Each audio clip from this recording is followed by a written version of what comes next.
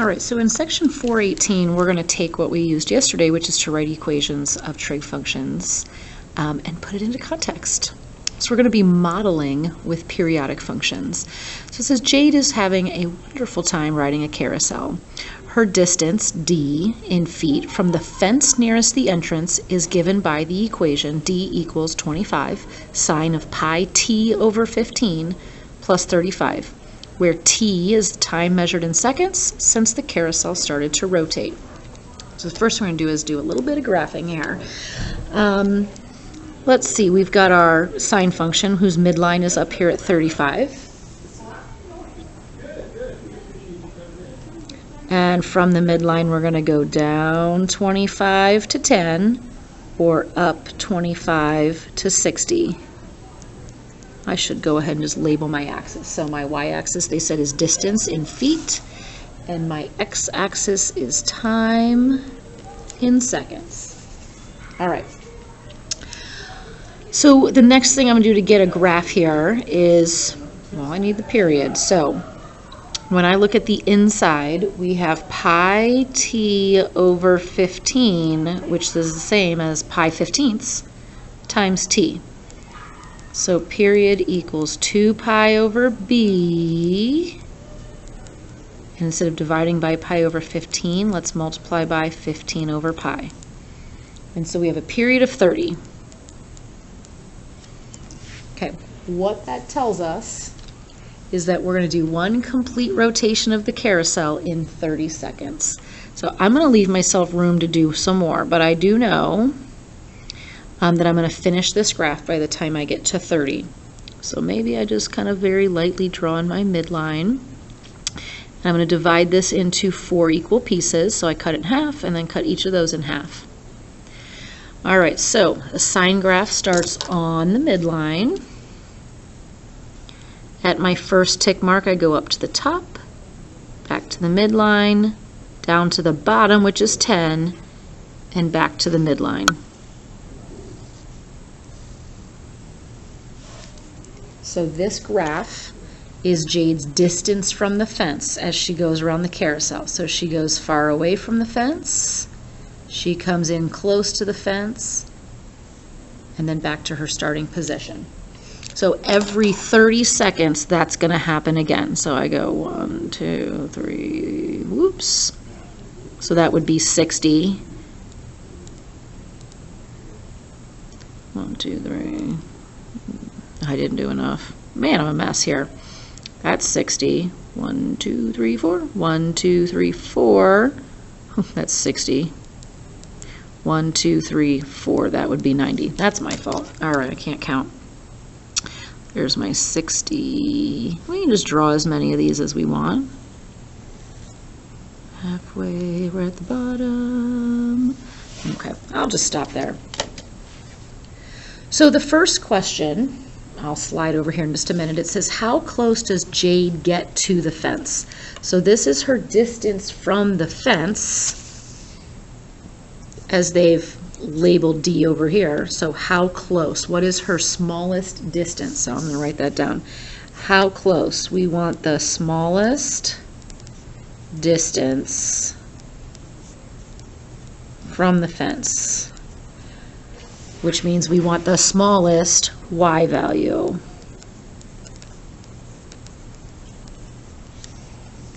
So when I go back to my graph, the smallest y value this graph ever gets is 10. The next question says, how much time does it take for the carousel to complete one revolution? We kind of already talked about that, but the idea here is, right, let me just kind of just draw this. Here's our fence, and here's our carousel, right? So Jade starts here. She goes to the farthest point from the fence, back, closest, back. So it takes that one period for her to go all the way around. So one rotation, 30 seconds. So then the last question says, what is Jade's distance from the fence after 20 seconds? All right, so here, and we're going to grab a calculator, But let's see, we've got 30 seconds. This would be 15. 20 would be somewhere in here. And I want to know her distance from the fence. I want to know the D when the time is 20. So let's write that down. We're going to find D when time equals 20. Well, we have an equation for distance, right? That's exactly what they gave us.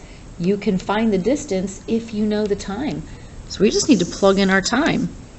So I have D equals 25 times the sine of pi times 20 over 15 plus 35. Now I'm going to grab a calculator to do this.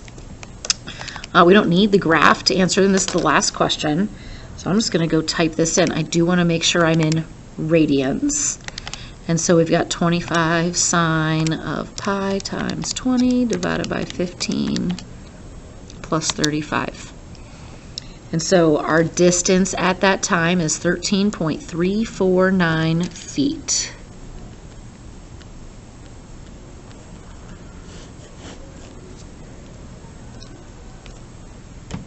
Good. So let's flip it to the back. So we've got one giant slide here. We've got a lot of information, and we've got a couple questions here. And we are going to be using our calculator to do that. So as soon as we need to grab one, we'll do that. So it says Brielle and Elaine are at Sunset Beach. Elaine notices that the water rises and falls throughout the day on the posts of the pier. Like, as we know how the tide works, right? When the tide comes in, the water level is going to rise. When the tide goes out, the water level is going to fall. And we know that this is going to keep doing this back and forth motion with the tides. They find that the water is at its lowest at 8 a.m. and is 2 feet up the post at this time. They notice later in the afternoon, 2 p.m., that the water level has risen 40 inches to its highest level. So one thing I noticed right away is that my units are not the same. 2 feet, 40 inches. I think we should probably do everything in inches. Let's call this 24 inches. Okay. So it says draw a sketch of this data and use it to write an equation that models the height of the water in terms of T hours after midnight. Hours after midnight. I'll come back to that phrase. All right, so I'm going to draw myself a little graph. They want me to write an equation that models the height of the water, and we decided to do that in inches, in terms of time, which is in hours. Now, midnight is time 0. 8 a.m. would be 8 hours after midnight, and it's 24 inches at that point. Now at 2 p.m., 2 p.m. is 14 hours after midnight, right? Because noon would be 12 hours. So let's see, we're going to go 6 hours this direction. And it goes up to its highest level. It goes up 40 inches. It rises 40 inches to its highest. And if I add 40, I'm up here at 64. Okay, it's going to keep going back and forth and back and forth. So 6 hours, it goes to the top. After another 6 hours, it's going to be back down at the bottom. Or if I go 6 hours prior, it's going to go back up to the top.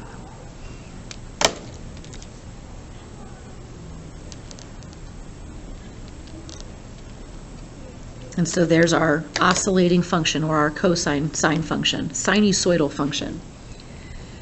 And so this is right where we were yesterday in class, right at the end, where I gave us a graph, and I gave us the highs and the lows. Well, from the high and the low, from the range, not only can we find the midline, but we can find the amplitude. So how do I find the middle of two numbers? I add them together.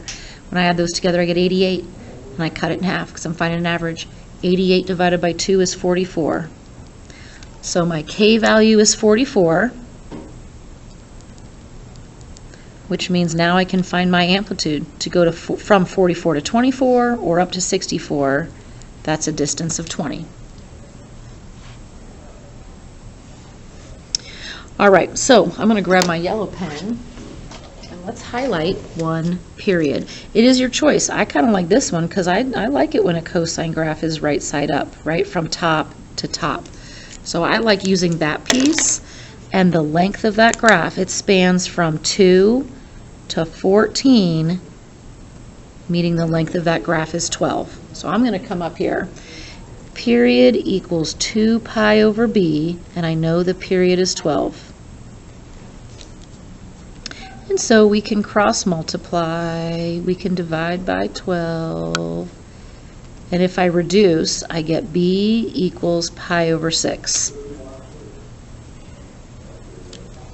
All right, I think we have everything we need to write an equation. So I'm not going to use y equals because I'm calling my y-axis h. So I'm going to say the height equals, let's see, we have a 20 cosine of blank plus 44. My b is pi over 6, and my graph is starting at 2, so my h is 2, and I'm not going to use x, I'm going to use t. So there's one version of my equation. All right, what I'm going to do next, I'm going to go take this, I'm going to put it in my calculator. So I'm going to make sure I'm in radians, and I'm going to go graph. So y equals 20 cosine of pi over 6 times the quantity x minus 2. Listen, when you graph, you have to use x's. We're going to use t's here, so it's meaningful, but when we graph, we have to use x's. Don't forget to close both sets of parentheses before you add your 44. Now, I'm going to stop this for a minute. If we were just kind of starting from scratch and we hit graph, we probably wouldn't see anything at all. Like I see nothing. What we have to remember is that our graph doesn't even start until we get to y equals 24.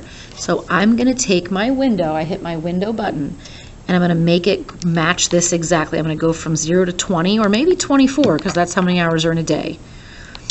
My y's, I'm going to go from 0 to 64. Maybe I'll go up to 70.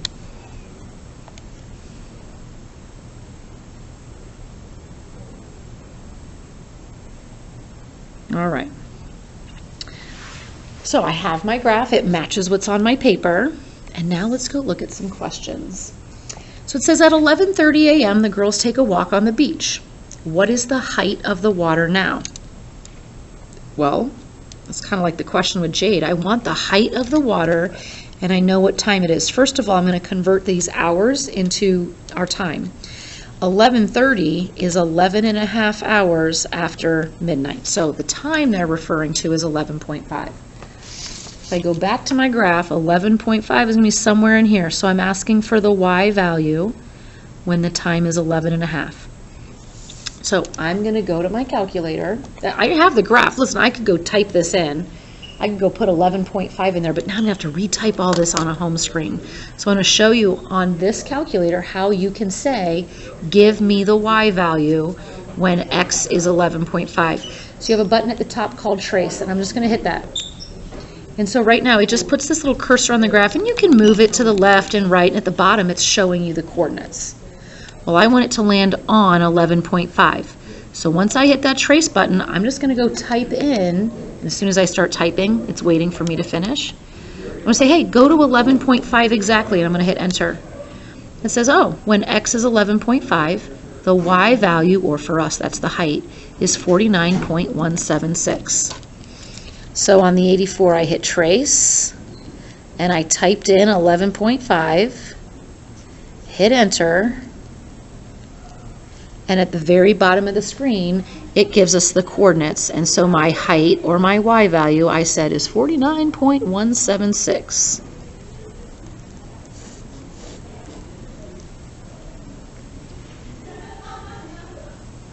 Okay. The next question said, Brielle's little brother is 2 feet 7 inches tall. Listen, we're doing everything in inches, so let's call that, what, 31 inches? Okay. Brielle's little brother is 31 inches tall. What is the first time, so they're asking us to find a time, that the water will be over his head if he plays right next to the post? That means we want to know, when will the water reach that 31 inches, his height. All right, so now we're saying the height is 31 inches, go find the time. Here we said find the height with this time. So I'm going to go back to my graph for a second. Let's think about what's going on. 31 inches is going to be somewhere in here. I want to know, what is that point? Right? The first time after, well, not that point. Shoot, that's not even 8 a.m. yet. So let's draw that in. Let's find that 31. Let's go. There's a time. There's a time. There's a time. I want the first time after 8 a.m. So I'm looking for this one right here. So the reason I drew that on the graph is because that's exactly how I'm going to solve this. I'm going to go graph the line y equals 31. And I'm going to go find that intersection point. All right, so let's grab that calculator. Let's go hit y equals. Leave this graph here. We need it to stay there. And let's go graph the line also y equals 31, which is exactly what I did by hand, but now I'm going to use the calculator. Now we said we don't want this one because it's before 8 a.m., like people are still sleeping. Let's go to this one. So on my calculator, I'm going to go to my calculate menu. So I'm hitting second trace. I'm going to go down to number 5. And right now it's asking, well, what's your first curve? Here's the thing. The calculator says, which curves do you want me to cross? Well, we only have 2 curves here, so I think it's obvious. But right now it's on Y1, so I'm just going to hit enter. It jumps to Y2, so I'm going to hit enter again. And now it says guess. And here's the thing. If I don't guess, the calculator is going to go to the closest intersection. And right now it's here. Well, that's fine because I don't want the other ones. So I can just hit enter on guess. And now the y value is 31 and the x value is 9.649, the time. Right? There were 4 intersections in our window on our calculator, but they want the first time after 8 a.m. Now listen, I'm just going to, since we're here, what if I wanted this intersection? I'm going to go second trace, number 5, first curve, hit enter. Second curve, hit enter. And now it says guess. I can use my mouse, or not my mouse, I can use my arrows to just go over there, like that's my guess. I'm saying, hey, go look over here now. And hit enter, and it'll go find that one. Or, first curve, enter, second curve, enter. If I want to go over here, but I don't want to arrow all the way over, I can just type in a number like, I don't know, 2. And it'll get me the one that's closest to x equals 2. So a lot of different ways to get there, but we just have to be comfortable with our calculator. All right. Let's take a look at this next one. It says Lamage rides his bike over a piece of gum and continues riding his bike at a constant rate. So the gum is going to stick to his tire. At time 1.5 seconds, the gum is at its maximum height above the ground, and 1 second later, the gum is on the ground again. All right, so let's just kind of start drawing ourselves a little graph. At 1.25 seconds, the gum is on the ground. Oh no, it's not. It's at its highest point. We don't know what that is yet. We'll come back to that. And 1 second later, which is 2.25, the gum is on the ground. Which means 1 second after that, the gum is back at its highest. Or 1 second after that, the gum is back on the ground. We could even go 1 second this way, and my gum would be back on the ground.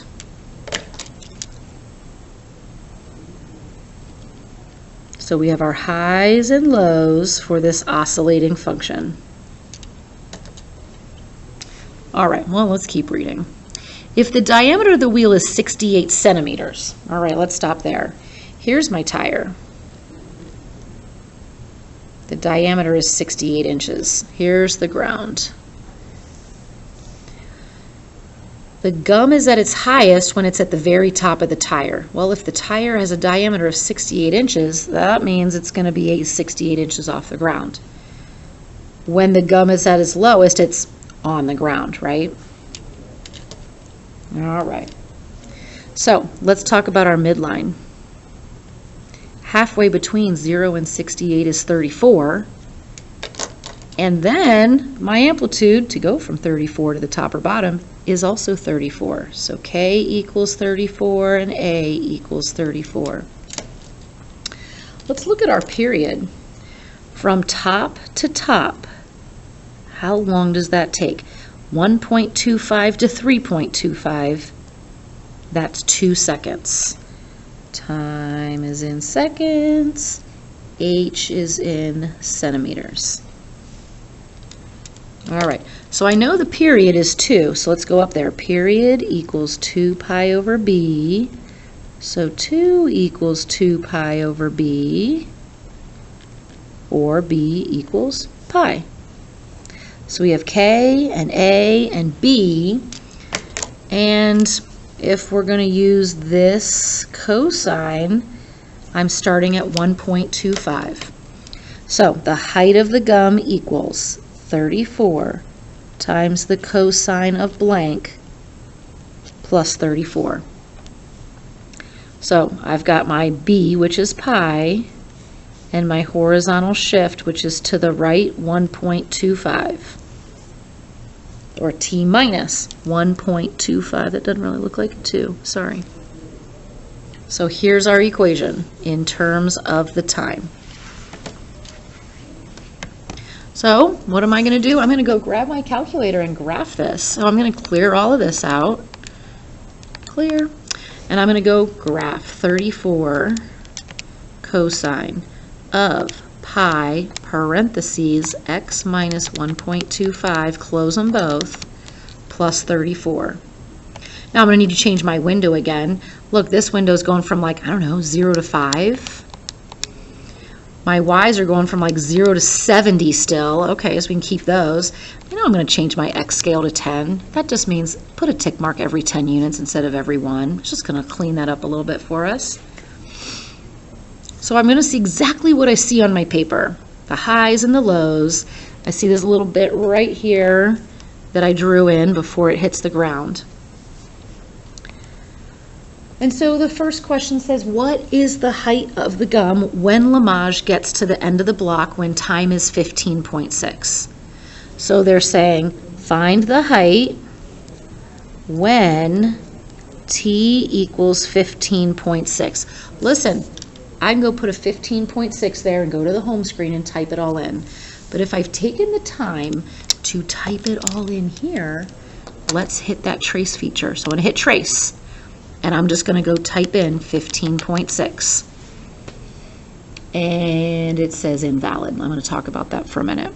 Listen, right now, you're asking the calculator to only graph from 0 to 5. But then you said, hey, will you go find a y value way out here? And it's like, no, I will not do that. I'm only looking in here.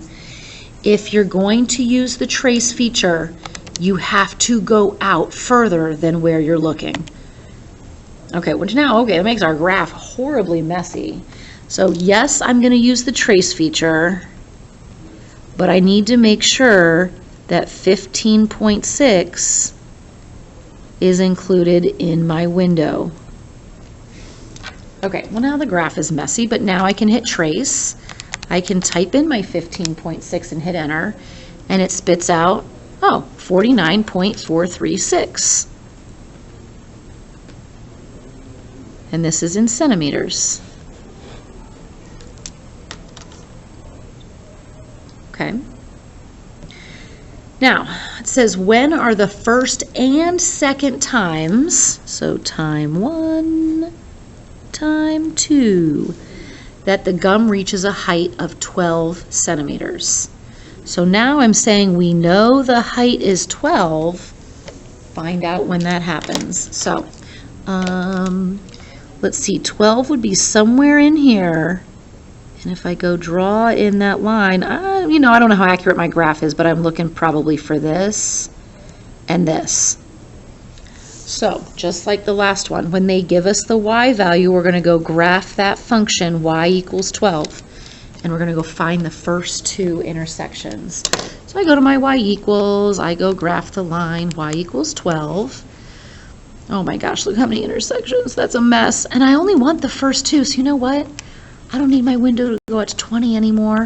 Let's go back to 5, right? Declutter your picture.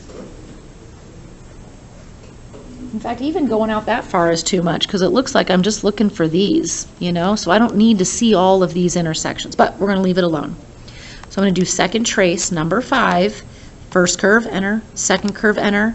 My guess, I'm going to guess 0. And so now I know it's a little cluttered there, but okay, the first intersection is when time equals 0.526. I'm going to do it again. Second trace, number 5. First curve, enter. Second curve, enter. You can type in a number like 1, right? I mean, look at our graph. Don't we know that intersection is going to be kind of around 1? Or you can just arrow over closer to it and then hit enter. And it says our intersection is 1.974.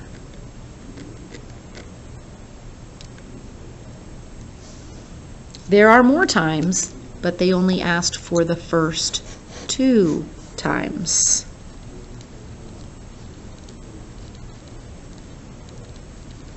So here's what I want us to take away today. Number 1, big idea is if you have 2 points on an oscillating curve or on a sinusoidal function, you can write the equation. Draw the graph, find the period, like this is just putting it in context. And then another big takeaway is if you know an x, how do you find a y? And if you know the y, how do you find the x?